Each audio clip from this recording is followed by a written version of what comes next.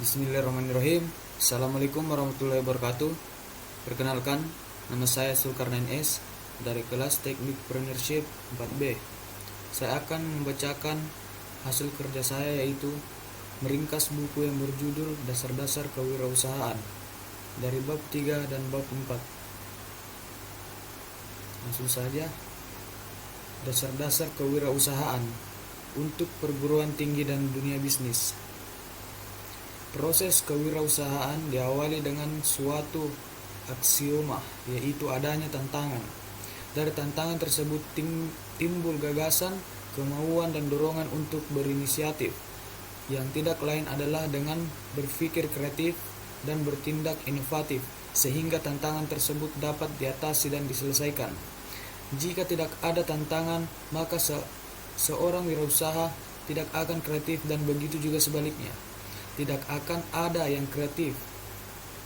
Pasti memiliki resiko, yaitu kemungkinan untuk berhasil atau tidak berhasil. Oleh sebab itu, wirausaha adalah seseorang yang berani menghadapi resiko dan menyukai tantangan. Tahap proses penciptaan suatu yang baru dan berbeda itulah yang disebut sebagai tahap kewirausahaan. Tahap inovasi dipengaruhi oleh berbagai faktor, baik yang berasal dari pribadi maupun lingkungan. Faktor pribadi yang memicu kewirausahaan adalah motif berprestasi, komitmen, nilai-nilai pribadi, pendidikan, dan pengalaman.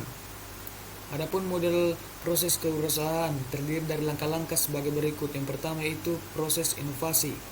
Beberapa faktor personal yang mendorong inovasi adalah keinginan berprestasi, adanya sifat penasaran, keinginan menanggung risiko, faktor pendidikan, dan faktor pengalaman. Yang kedua yaitu proses pemicu. Faktor personal yang memicu seseorang untuk terjun ke dunia bisnis adalah adanya ketidakpuasan terhadap pekerjaan yang sekarang, adanya pemutusan hubungan kerja atau PHK, tidak ada pekerjaan lain, dorongan karena faktor usia, keberanian menanggung risiko, komitmen atau minat yang tinggi terhadap bisnis. Yang ketiga yaitu proses pelaksanaan. Faktor personal yang mendorong pelaksanaan dari sebuah bisnis adalah adanya seorang wirausaha yang sudah siap mental secara total, adanya manajer pelaksana sebagai tangan kanan atau pembantu utama, adanya komitmen yang tinggi terhadap bisnis, adanya visi, pandangan yang jauh ke depan guna mencapai keberhasilan. Yang keempat yaitu proses pertumbuhan. Proses pertumbuhan ini didorong oleh faktor organisasi, antara lain adanya tim yang kompak dan menjalankan usaha sehingga semua rencana dan pelaksanaan operasional berjalan produktif. Adanya strategi yang mantap sebagai produk dari tim yang kompak. Adanya struktur dan budaya organisasi yang sudah membudaya. Adanya produk yang dibanggakan atau keistimewaan yang dimiliki. Yang selanjutnya itu faktor penyebab keberhasilan dan kegagalan wirausaha. Beberapa faktor yang menyebabkan wirausaha gagal dalam menjalankan usaha yaitu usaha barunya, yaitu yang pertama, tidak kompeten dalam manajerial. Tidak kompeten atau tidak memiliki kemampuan dan pengetahuan mengolah usaha merupakan faktor penyebab utama yang membuat usahanya kurang berhasil. Yang kedua yaitu kurang berpengalaman, baik dalam kemampuan teknik, kemampuan memvisualisasikan usaha, kemampuan mengorganisasikan, keterampilan mengolah sumber daya manusia, maupun kemampuan menginteraksikan operasi usaha. Yang ketiga yaitu kurang dapat mengendalikan keuangan. Agar usaha berhasil dengan faktor yang paling utama dalam keuangan adalah memelihara aliran kas, mengatur pengeluaran dan penerimaan secara cermat. Kekeliruan dalam memelihara aliran kas akan menghambat operasional usaha dan mengakibatkan usaha tidak lancar. Yang keempat yaitu gagal dalam perencanaan. Perencanaan merupakan titik awal dari suatu kegiatan. Sekali gagal dalam melakukan perencanaan, maka akan mengalami kesulitan dalam pelaksanaan. Yang kelima yaitu lokasi yang kurang memadai. Lokasi usaha yang strategis merupakan faktor yang menentukan keberhasilan usaha. Lokasi yang tidak strategis dapat mengakibatkan usaha sukar beroperasi karena kurang efisien. Poin selanjutnya itu keberhasilan berwirausaha sangat tergantung pada beberapa faktor, yaitu kemampuan, peluang, dan kesempatan. Sedangkan faktor penyebab keberhasilan dipengaruhi oleh perilaku para wirausahawan.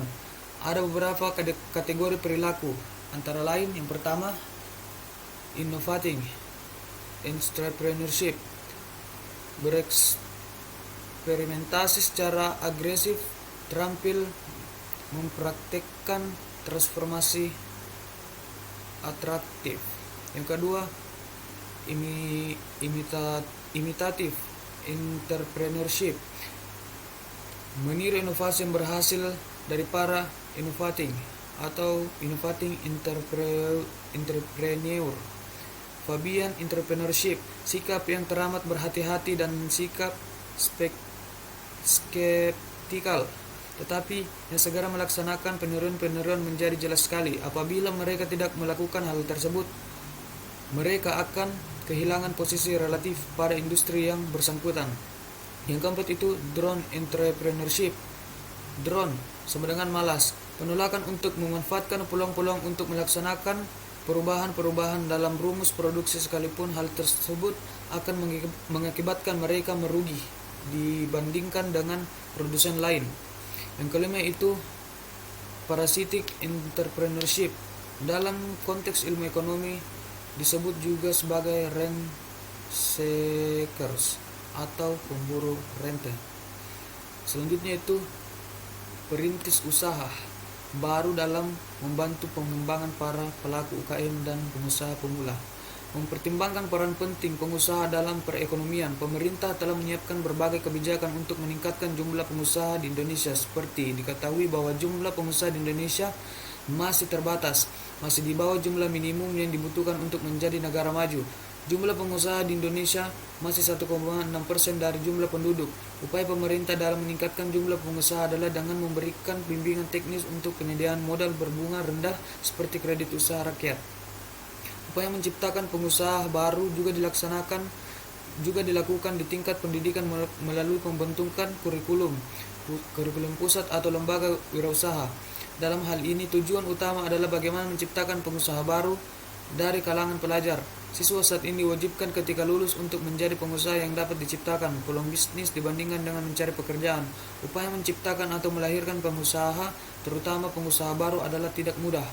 Berbagai masalah akan dihadapi, baik oleh calon pengusaha itu sendiri maupun untuk pihak lain sebagai pendorong lahirnya pengusaha baru. Kendala dalam menciptakan masih belum optimal untuk mengembangkan perilaku pengusaha siswa. Ketidaknormalan ini merupakan salah satu penyebab kekurangannya sinergi antara berbagai elemen pendukung pendidikan formal untuk merangsang semangat dan perilaku pengusaha. Hampir 80% dari pengusaha pemula Indonesia gagal pada tahun pertama.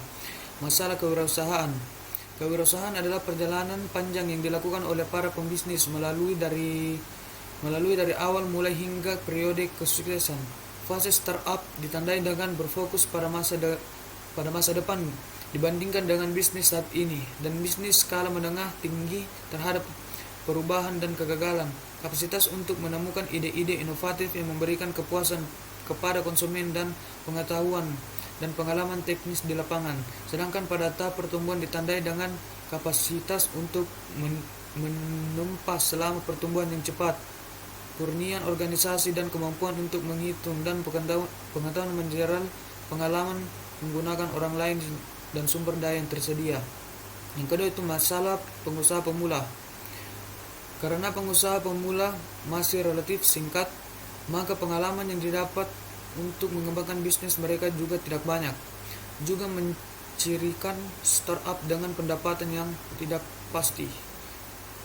Faktor internal yang menyebabkan kegagalan pengusaha pemula meliputi sumber daya manusia, aspek keuangan, teknik produksi, operasional, dan aspek pasar. Selanjutnya, beberapa penelitian yang menyatakan bahwa masalah internal yang sering dialami oleh pengusaha pemula adalah sumber daya manusia, pemasaran, dan keuangan modal. Yang selanjutnya itu peran pemerintah untuk mendukung generasi baru pengusaha. Pemerintah bertanggung jawab untuk menyediakan semua fasilitas dasar kepada masyarakat sehingga tidak hanya dapat mengembangkan banyak kualitas dalam masyarakat tapi juga menciptakan dampak positif pada peningkatan ekonomi masyarakat. Didasari bahwa usaha kecil memiliki peran besar dalam pembangunan ekonomi. Usaha baru tidak akan berhasil tanpa memiliki infrastruktur yang memadai seperti energi listrik, air, jalan, dan jaringan kereta api, transportasi, layanan telekomunikasi, pelatihan, kemahiran yang diperlukan, sistem pendidikan yang memadai di semua tahap. Pemerintah dapat menghasilkan produser yang tidak praktis untuk memberikan kebebasan dan infrastruktur bagi perusahaan dan bisnis perintis, dan membantu mereka untuk menyelesaikan masalah industri dan untuk berburu pengetahuan dan memompa kemajuan. Pemerintah memiliki peran kunci dengan menyediakan orang-orang dengan fasilitas tertentu untuk memelihara dan merawat pencari risiko. Baik, sekian yang dapat saya presentasikan. Kurang dan lebihnya mohon dimaafkan. Wabillahi taufiq wal hidayah. Assalamualaikum warahmatullahi wabarakatuh.